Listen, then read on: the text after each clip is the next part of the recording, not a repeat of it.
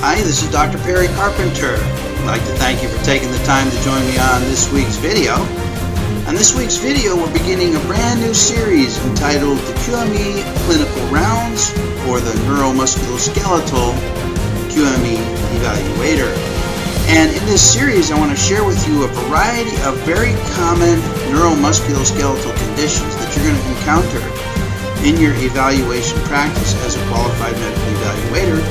And I want to share with you some of the subtle and some of the profound nuances associated with each of these conditions that will help you arrive at accurate opinions and conclusions in the body of your report as the qualified medical evaluator assigned to the case.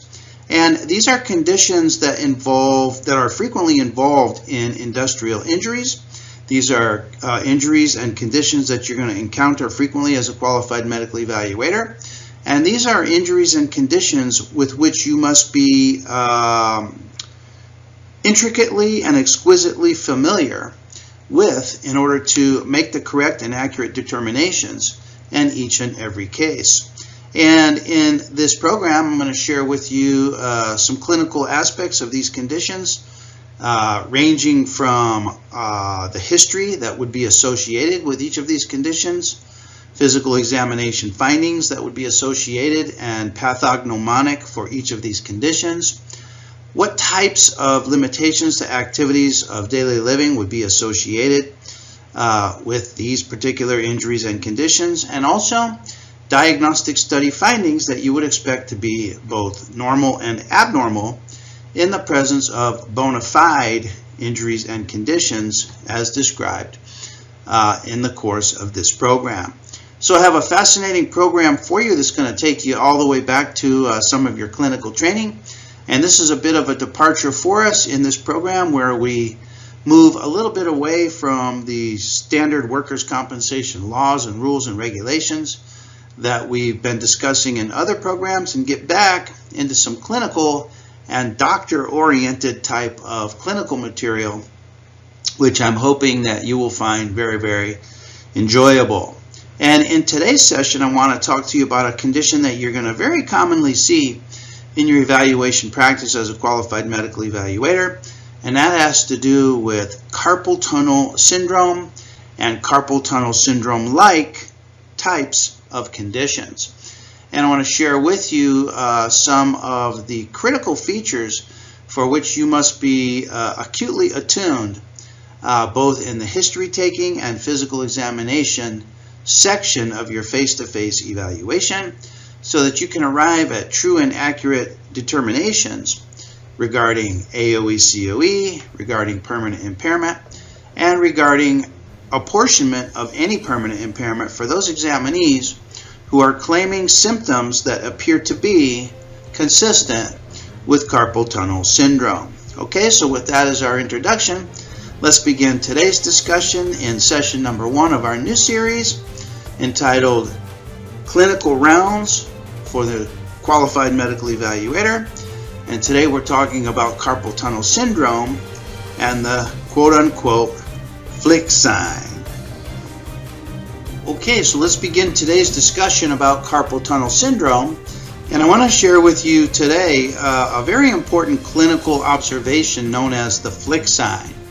And in order to put today's discussion in concept, I want to share with you an experience that I had recently with an examinee. I had an examinee recently who was claiming an industrial wrist injury. And although there were no medical records to corroborate his description of injury, he described a wrist fracture type of injury. He states that he was diagnosed with a wrist fracture. Well, this led to a long period of total temporary disability and many different types of treatments for evolving symptoms in the hands, the most recent of which, leading up to my evaluation of him, was suspicions for carpal tunnel syndrome. And he had electrodiagnostic verification of carpal tunnel syndrome as a diagnosed condition by way of electrodiagnostic studies. But an interesting finding, and this is something that we commonly encounter, is that the examinee had positive findings for carpal tunnel syndrome bilaterally, even in the absence of complaints of wrist pain, wrist numbness, wrist tingling, wrist weakness, hand weakness, any hand symptoms on the contralateral uninvolved hand. So the diagnostic picture was quite confounded, but he was being worked up for carpal tunnel syndrome and possibly even carpal tunnel syndrome release surgery. So the examinee sat in front of me, and we had a face-to-face evaluation of approximately 4 hours, and I will share with you how that evaluation unfolded. And to begin that discussion, I want to share with you what is now a classic study in the wrist and hand pain literature. This is a study from 1984 out of Canada, and this is a study entitled The Validation of a Diagnostic Sign in Carpal Tunnel Syndrome. And the diagnostic sign that we're going to talk about in today's discussion, something for which I want you to be acutely attuned and acutely aware of and aware for, is known as the flick sign. The flick sign. So this is a study that attempts to validate the association of flick sign with and without carpal tunnel syndrome as a diagnosis and carpal tunnel syndrome symptoms. So this was originally published in the Journal of Neurology, Neurosurgery, and Psychiatry, again in 1984. So this is not a new study, but it's a classic study that has yet to be controverted in the literature. And the purpose of this study was to singularly to answer one singular question, and that is, which of the three diagnostic tests, whether we're talking about Phalen's test, Tinel's test, or the flick sign, is the most valid and reliable in, number one, identifying examinees with bona fide carpal tunnel syndrome, that's number one, and then number two, excluding examinees as not having carpal tunnel syndrome when the diagnostic sign is either absent or is either negative or absent. Okay, so this is a fascinating study which I'm sure is going to help you tremendously if you'll take to heart the message conveyed within this simple study. This will help you tremendously in your evaluation of examinees who present to the evaluation with complaints, with signs, with symptoms, and with a medical history which seems to be consistent with carpal tunnel syndrome. Okay, so let's see what this study had to tell us about examinees with and without bona fide carpal tunnel syndrome. Now, in undertaking your evaluation of examinees who report symptoms consistent with carpal tunnel syndrome, your evaluation is going to include both a history-taking portion of the face-to-face meeting with the examinee, and then also a physical examination of the examinee. So let's talk about both the history and the physical examination of suspected carpal tunnel syndrome symptoms. And one of the important questions that you want to pursue in the history-taking portion of your face-to-face evaluation with the examinee has to do with how does the examinee obtain relief from symptoms of carpal tunnel syndrome. You know, many times when we question our examinee about their symptoms, we rate the symptoms with a pain rating from 0 to 10, or we might do a numbness and tingling scale of 0 to 10. And we try to ascertain a list of activities that are both aggravating and alleviating activities. So you can interject this particular question into the alleviating type of activities interrogation with your examinee.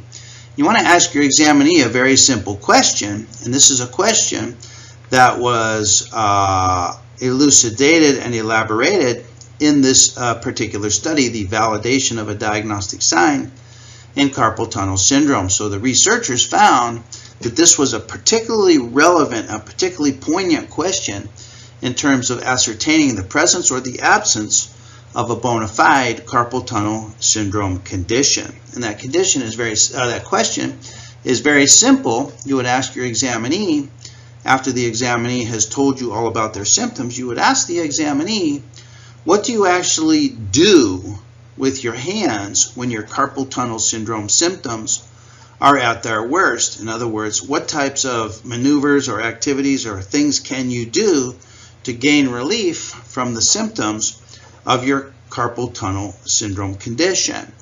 And examinees will tell you various things, and if you've ever had carpal tunnel syndrome-like symptoms, you may be able to relate to some of these relief providing maneuvers. So examinees will tell you that when they're in bed and at night, when they experience nocturnal paresthesias at night, and this is a typical finding in carpal tunnel syndrome, is that the symptoms are worsened at night with the examinee recumbent. The examinee will say that they hang their hand down by the bed, down by the side of the bed. And this seems to relieve some of the congestion within the carpal tunnel, and the numbness and tingling in the hand will either reduce or will resolve.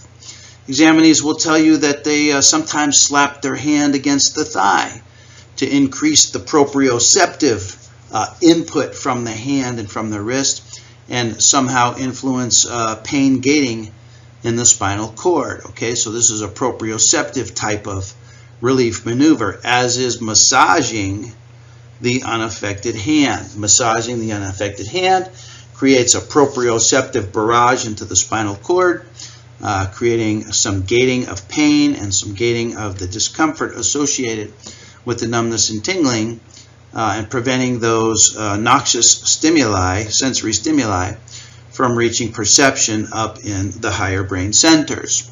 They'll tell you that they do various maneuvers such as shaking the wrist, such as flicking the wrist, which is the flick sign, which is what we're going to pursue. And they'll describe to you various different types of relief maneuvers that they employ. Now, an examinee who's not familiar with bona fide symptoms associated with carpal tunnel syndrome will come up with a blank on the answer to this question, or will come up with an answer which is atypical according to the research. These are the types of maneuvers that examinees will report that provide them relief of carpal tunnel syndrome type symptoms. So answers from your examinee outside of this population of types of activities, in other words, activities that relieve congestion within the carpal tunnel, activities that provide proprioceptive barrage, okay? These types of maneuvers are the types of answers that examinees will provide when asked, what do you actually do with your hands when their symptoms are at their worst? So you're looking for some key responses from your examinee to this interrogation during the interview section of your face-to-face evaluation. Well, what about the physical examination of examinees with carpal tunnel syndrome type symptoms? Let's talk about some of the common physical examination maneuvers, and then we're going to compare the findings and the reliability of the findings on these various maneuvers to a very simple observation described in this study, which is referred to as the flick sign. Okay, so let's talk about some physical examination maneuvers. In the physical examination of examinees who report carpal tunnel syndrome-like symptoms, you're going to employ some of these very common maneuvers of which you're very familiar. And these maneuvers include Phalen's test. Remember, Phalen's test involves hyperflexion of the wrist, whereas reverse Phalen's test involves hyperextension of the wrist. Okay, so with Phalen's test, we bring the backs of the hands together and apply a compressive force to the dorsums of the hands. And the purpose of this maneuver is to drag some of the lumbrical muscles into the carpal tunnel. As the flexor digitorum muscle tendons are shortened here in wrist hyperflexion, they drag some of the lumbrical muscles to within the border of the carpal tunnel and attempt to increase congestion within the carpal tunnel, which in the case of a median neuropathy, this increased congestion within the carpal tunnel in some individuals will reproduce their carpal tunnel syndrome symptoms as the median nerve becomes increasingly anoxic due to compression with the Phalen's test. We have also reverse Phalen's test. We have Tinel's test, which applies a direct irritative percussive force over the surface of the median nerve. We have Durkheim's compression test, which simply involves compression over the median nerve. Compression and sustained pressure over the median nerve is Durkheim's compression test. Some of you may be familiar with the three-jaw chuck test.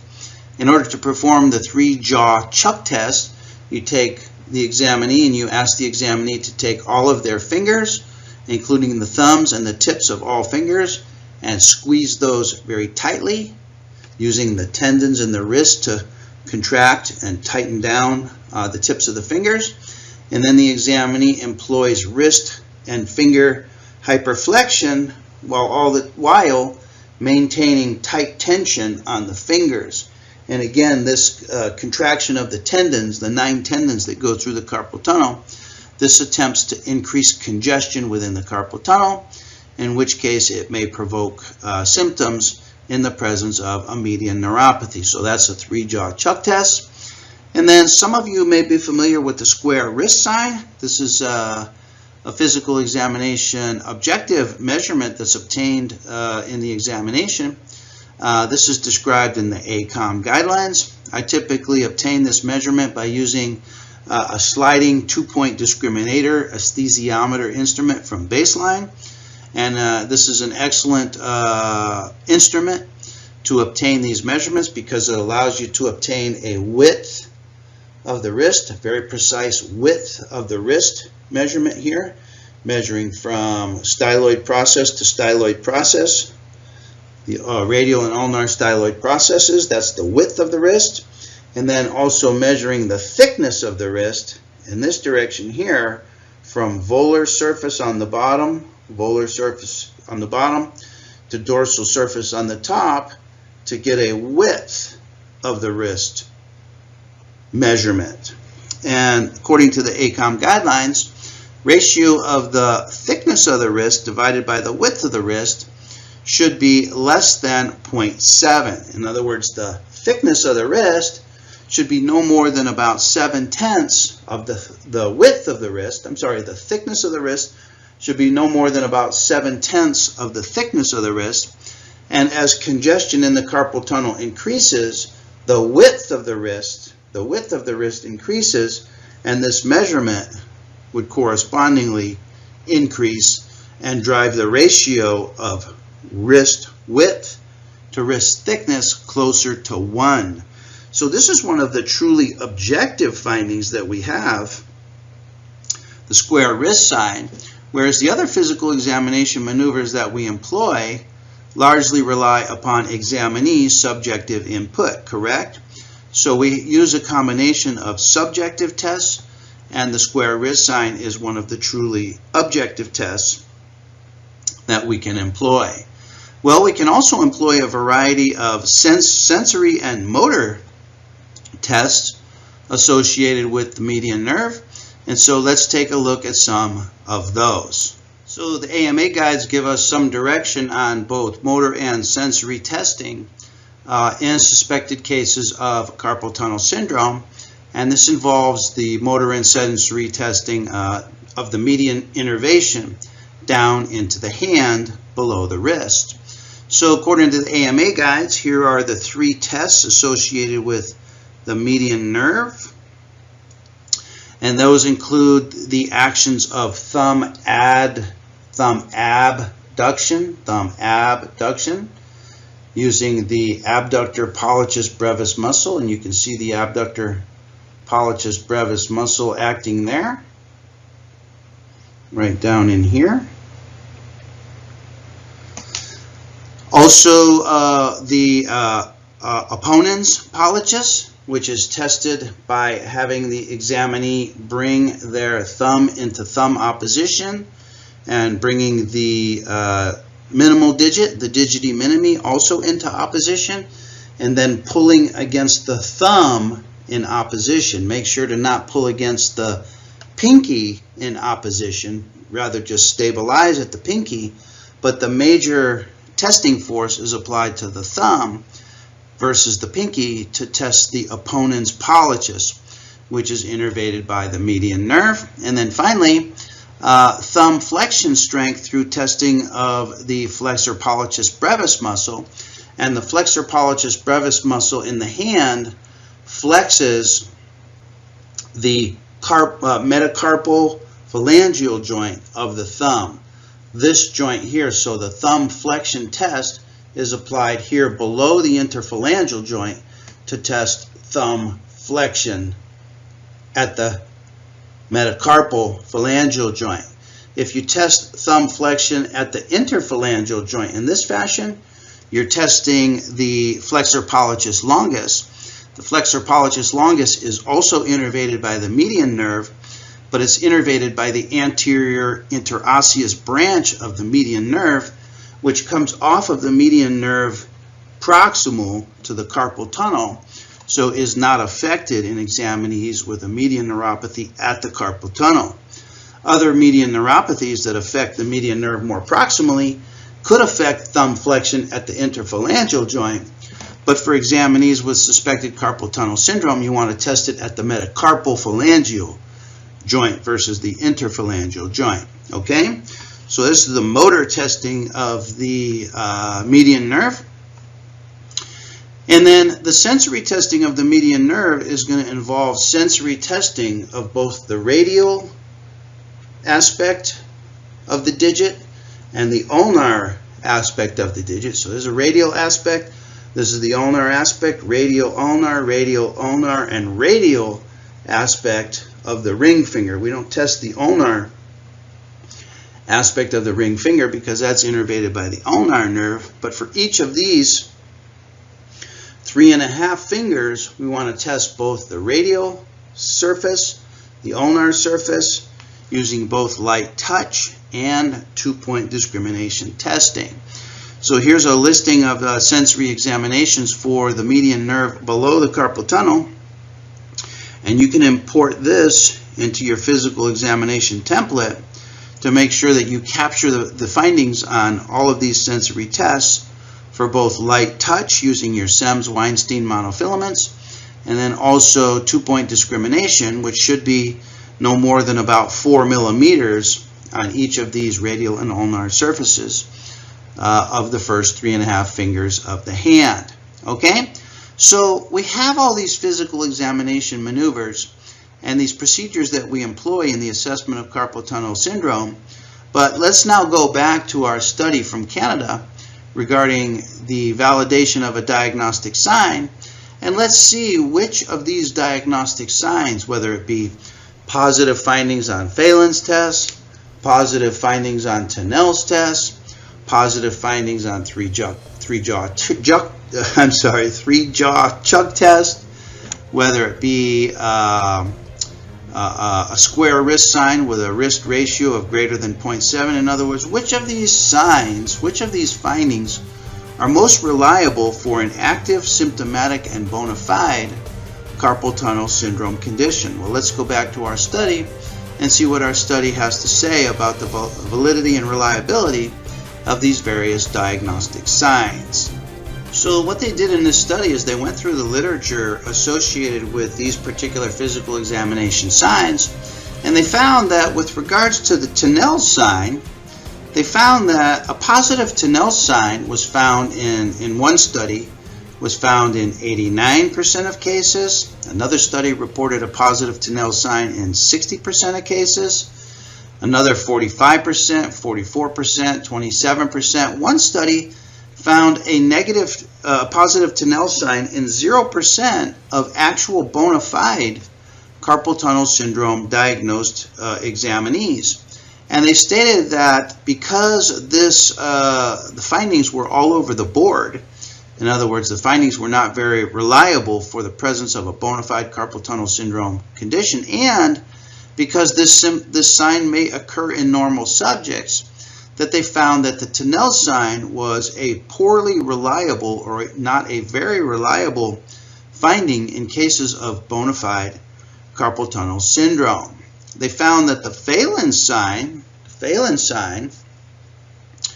Positive Phalen sign was present in one study 73% of bona fide carpal tunnel syndrome cases, 48%, and another study showed 80% positive rate. In other words, the findings again were all over the board. They concluded that Phalen sign was not a very reliable sign for the presence of a bona fide carpal tunnel syndrome condition, and they concluded that the flick sign is at least as valuable and is at least as reliable in the diagnosis of bona fide carpal tunnel syndrome as either of the Phalen's or the Tinel signs. Now, you may be familiar with the flick sign if you know somebody that has carpal tunnel syndrome, or if you've had carpal tunnel syndrome yourself, you'll be familiar with the flick sign. And the flick sign basically presents in two basic varieties of the flick sign. Number one, where the examinee will shake their wrist as if trying to shake down a thermometer. If you're familiar with that maneuver of trying to shake down the mercury in a thermometer, you're familiar with this type of a maneuver at the wrist, referred to as shaking down of a thermometer. The other type of flick sign manifestation is an oscillation of the dependent wrist. So this is with the wrist hanging down at the side, similar to hanging the hand over the bed while in bed, with the fingers semi-flexed. So this has a tendency to look like this, where the examinee will shake their wrist like this. So the first is a flicking down like a thermometer, and the second is an oscillation of the wrist like this with the fingers slightly flexed. Okay? So in order to assess the reliability of the flick sign in the assessment of carpal tunnel syndrome, they took two groups of patients, and they had one group of patients which had been diagnosed with carpal tunnel syndrome both on clinical history and examination findings, and then also electrodiagnostic verification. In other words, these were examinees that were diagnosed with bona fide carpal tunnel syndrome, and then they had another control group of patients who all were presenting with upper extremity symptoms of neuropathy of one form or another, including radiculopathy of the cervical spine nerve roots, other upper extremity peripheral neuropathies such as median nerve lesions, such as ulnar nerve lesions, such as radial nerve lesions. In other words, they had these groups of examinees who all had upper extremity symptoms due to some type of nerve involvement, and they were separated into those examinees whose nerve involvement involved diagnosed carpal tunnel syndrome, and all others who had neuropathy of the upper extremity, but not of the carpal tunnel syndrome variety. Okay, so very interesting. These are all examinees who have upper extremity symptoms of neuropathy of various causes, and these groups of subjects were all assessed for the presence or the absence of flick sign, and the diagnostic reliability of flick sign in being associated with each of these various either radiculopathies or peripheral neuropathies. And let's see how the results stacked up. And here are the results of the study. And the question was, they wanted to determine what is the frequency of the appearance of the flick sign in various upper extremity pathologies. So in the group that was diagnosed with carpal tunnel syndrome, they had 212 subjects. Of the 212 subjects, 197 of the subjects, or 93% of the subjects, demonstrated one or the other manifestation of the flick sign. So if there was 197 that had a positive flick sign, that left 15 bona fide carpal tunnel syndrome sufferers who did not demonstrate the flick sign. So this is a very high percentage of carpal tunnel syndrome sufferers who will demonstrate the flick sign. Now, interestingly, this is just amazing. Examinees who had other median nerve lesions, and as we know, the median nerve can be compressed at other locations besides the carpal tunnel, and we'll go over some of those in just a couple minutes. So examinees with other median nerve lesions who had similar symptoms, similar distributions and types of symptoms, only 1 out of 44 of those with a different median nerve lesion than the median nerve lesion found in carpal tunnel syndrome, but also a lesion of the median nerve which caused similar symptoms, only 2.3%, in other words, 1 out of 44, demonstrated a flick sign, whereas 43 of those, almost every single one of them, had an absent flick sign. So just looking at the results of these two findings, with regards to median nerve lesions only, just considering median nerve lesions, examinees with a median nerve lesion not at the wrist will not demonstrate a flick sign, whereas examinees with a median nerve lesion at the wrist, 97% of those will demonstrate a flick sign. Isn't that amazing? So just considering median nerve lesions, a flick sign is nearly pathognomonic for median nerve lesion at the wrist. Okay? Well, what about other types of lesions? What about ulnar nerve lesions, such as cubital tunnel syndrome and tunnel of Guyon syndrome? They had 67 subjects with diagnosed ulnar nerve lesions. Only 4, or 6.3% of those, demonstrated a flick sign, whereas 63%, the large majority of them, 94%, had a negative or absent flick sign.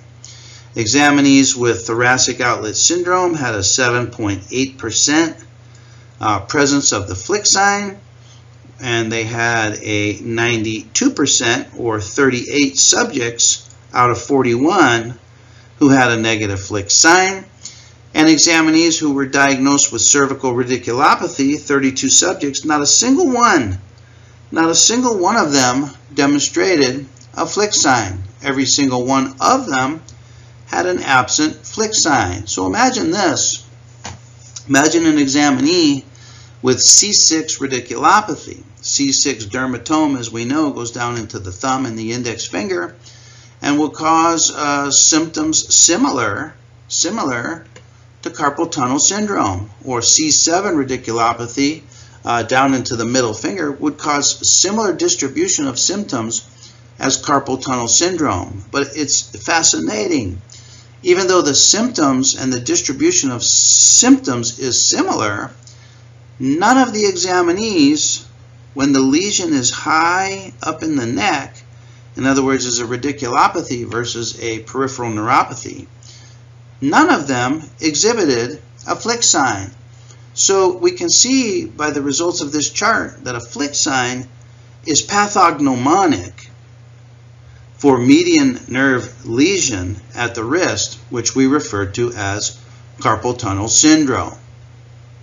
And before we get into the conclusions of this study related to the flick sign and its reliability in association with carpal tunnel syndrome, let's just explore the median nerve and median nerve neuropathies and compression syndromes, just to see how fascinating and how specific this particular finding is to carpal tunnel syndrome. Let's just review some of the anatomy of the median nerve. And you have here a diagram from the AMA guides. This is a diagram of the median nerve. This is found on page 487 of the AMA guides. And what they're showing here is they're showing that the median nerve derives its innervation from the C5, C6, C7, C8, and T1 nerve roots. Now, this dashed line here is indicating that there is an inconstant or variable contribution from C5. Some references will also depict a variable or inconstant contribution from T1. And all references refer to the median nerve as specifically a C6, C7, and C8 derived nerve. But just remember that there's some inconstant contributions from both C5 and T1 nerve roots. Now, the median nerve comes down, comes out of the brachial plexus, and continues down into the upper arm, and gives off its first branch above the elbow, which is a branch to the pronator teres, right here. This is the branch to the pronator teres, with this blue arrow here depicting about the region where we would find the elbow joint. And then below the elbow joint, the median nerve starts to give off many branches, including branches to the flexor carpi radialis, which is a wrist flexor, palmaris longus, which is a wrist flexor, and the flexor digitorum superficialis, which are the finger flexors. And then the median nerve gives off also the anterior interosseous nerve, indicated right here, which provides motor innervation to the flexor digitorum profundus of the index and the middle finger. Remember that the flexor digitorum profundus to the ring and pinky finger is innervated by the ulnar nerve. So the FDP goes to the index and the middle fingers. The flexor pollicis longus, as we referred to earlier, and then also the pronator quadratus, and that's branches off of this here, the anterior interosseous nerve. Then, of course, the median nerve continues downward, where it encounters the wrist and the carpal tunnel, and then provides innervation into the hand. So let's explore the innervation of the hand. And then down at the wrist, indicated here by the blue arrow, down below the wrist, the median nerve gives off the recurrent motor branch, which is motor to the thenar muscles, the abductor pollicis brevis, the opponens pollicis, and the flexor pollicis brevis, which we described earlier as your motor testing for the assessment of the median nerve below the wrist.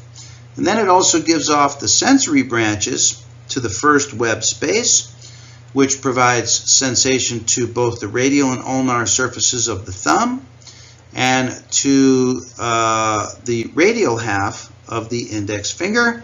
It's also motor to the first lumbrical muscle. And then the sensory branch that comes down in through the second web space of the hand provides sensory to the ulnar half of the index finger and the radial half of the middle finger. And then in the third web space, that sensory nerve provides sensation to the ulnar half of the middle finger and also to the radial half of the middle finger. So as we can see here, the median nerve has several potential sites where it can become compressed, including up here at the elbow, through compression by the pronator teres, through compression of the fibrous arch of the flexor digitorum superficialis. There can be compressive syndromes that involve the anterior interosseous nerve, and anywhere along this course, the median nerve can be injured and or damaged, including at the carpal tunnel. And yet examinees who have different locations of lesion of the median nerve will demonstrate the flick sign variably. So let's see what the conclusion of the researchers in this particular study had to say about the reliability of the flick sign in various upper extremity neuropathies and specifically with regards to carpal tunnel syndrome. So what was the conclusion of the study?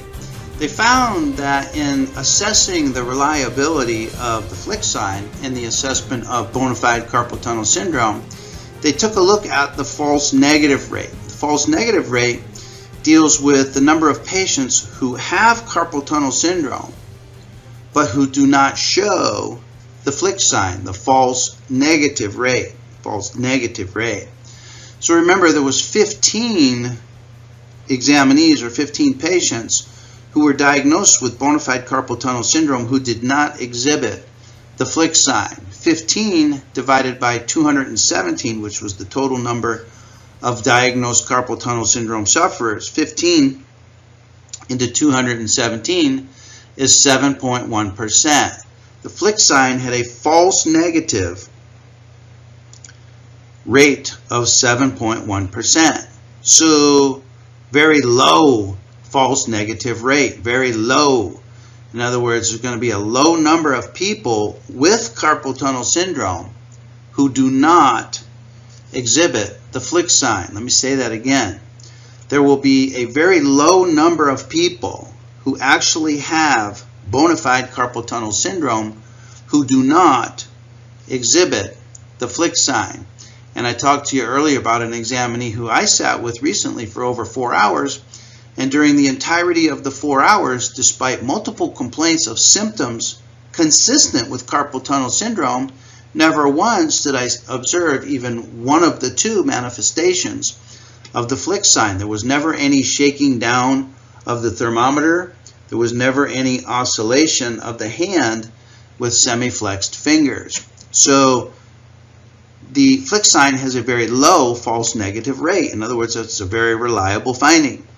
Number two, they assess the false positive rate. The false positive rate takes a look at the number of patients with a sensory motor problem in the arms, okay, due to radiculopathy, other median nerve lesion, ulnar nerve lesion, radial nerve lesions, okay, sensory motor problems, neuropathy problems, independent of carpal tunnel syndrome, who did display a flick sign, and they found that of all the sensory motor problems that they assessed, only 8 of those presented with a flick sign. 8 out of 176 patients was 4.6%.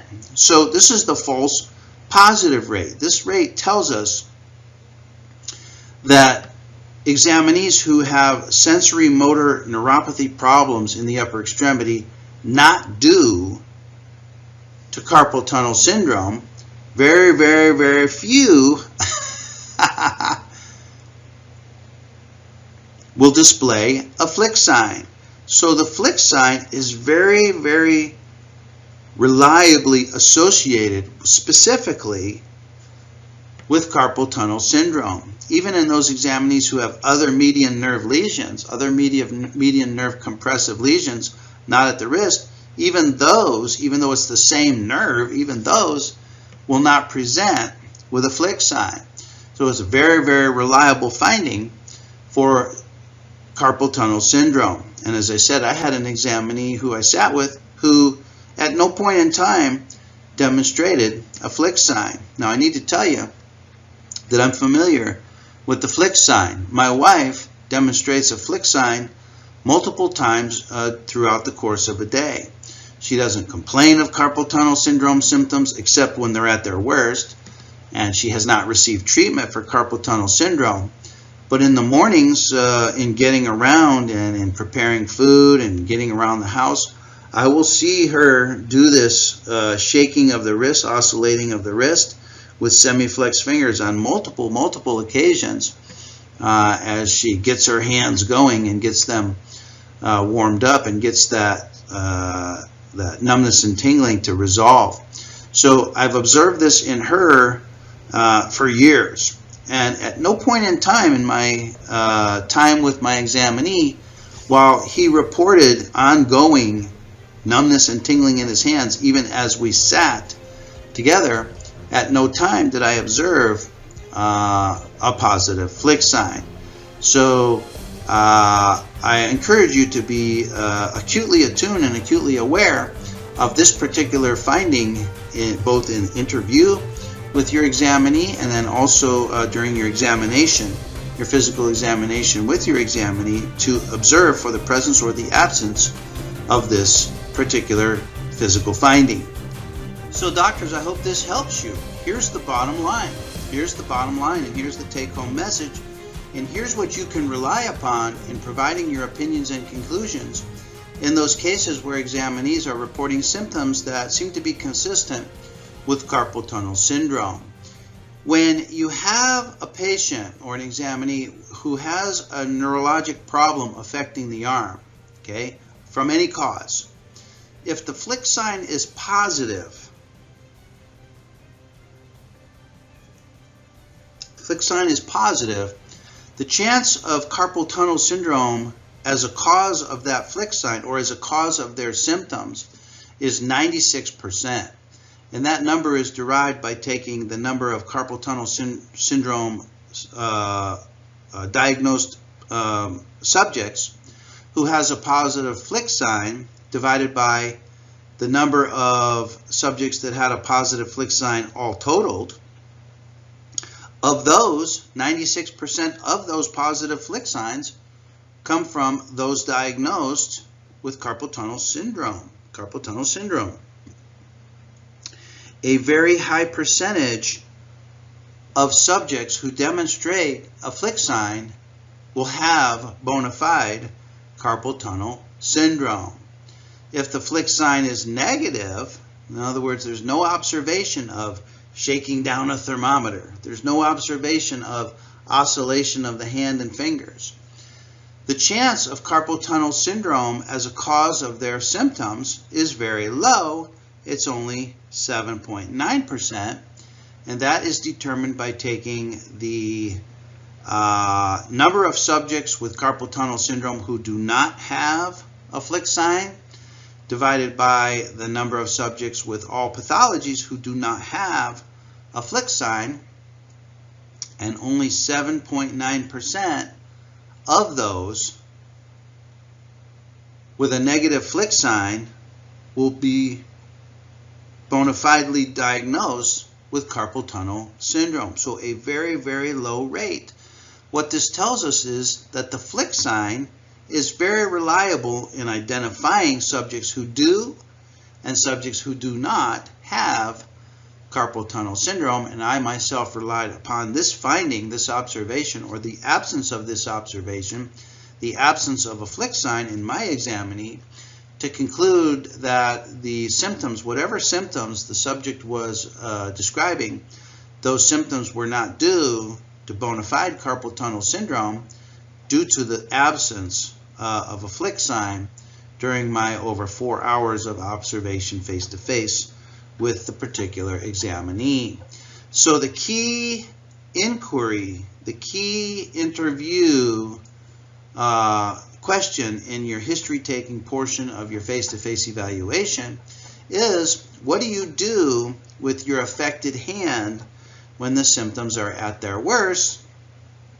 And when your examinee tells you that they either have to shake their hand out like this or they shake their hand out like this, one of the two manifestations of the flick sign, you can confidently conclude that this is an examinee who does have bona fide carpal tunnel syndrome. When the examinee reports some response to your question different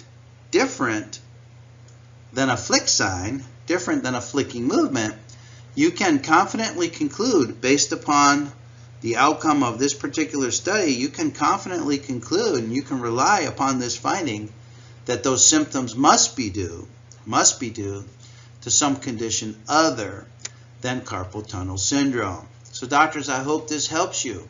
This is a clinical finding that is subtle, but this is a profound clinical finding that will help you and that you can rely upon in providing your opinions and conclusions. Now, of course, this finding would be supported by other findings as well. It's not the sole finding upon which you're going to conclude either, yes, this is carpal tunnel syndrome, or no, this is not carpal tunnel syndrome, but this is a major key in your medical decision making upon which you can rely when supported by other associated findings that support this particular finding as well. So doctors, I hope this helps you. I want to thank you for taking the time to join me on this discussion of the QME clinical rounds. Look forward to being with you on our next session, as well as we get into some findings associated with the shoulder in those cases, those many cases that you have where examinees are going to be reporting to you symptoms and activity limitations due to shoulder pain symptoms and shoulder injuries. And we're going to go over some important assessment findings in those particular cases. So I want to thank you for taking the time to join me on today's discussion. And for now, I'm wishing you best of success in your career as a qualified medical evaluator.